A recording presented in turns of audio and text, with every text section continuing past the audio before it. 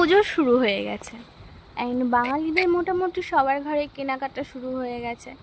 এবার বিকেলবেলা করে যদি তুমি তোমার বাড়ির লোকের সাথে কেনাকাটা করতে বেরো, তারপরে এসে যদি মনে হয় আবার বাড়িতে রান্না করবে, তো দাঁড়াও, তাদের জন্য এটা খুবই ভালো খবর। সোদপুরে খুলে গেছে 49 টাকায় ফ্রাইড রাইস, চিলি চিকেন আর পোলাও, চিকেন কষা।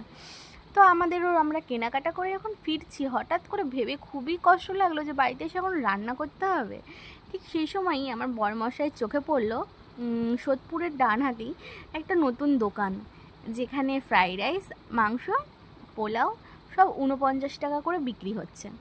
হ্যাঁ, একজনের ক্ষেত্রে এনাফ হতে পারে, কিন্তু দুজনের ক্ষেত্রে হবে না। তো সেই ক্ষেত্রে আমরা পোলাও, ফ্রাইড রাইস দুটোই নিয়ে নিয়েছিলাম। চিকেনগুলোর পিস খুব অ্যাভারেজ ছিল, কিন্তু ফ্রাইড রাইস বলো, পোলাও বলো, খুব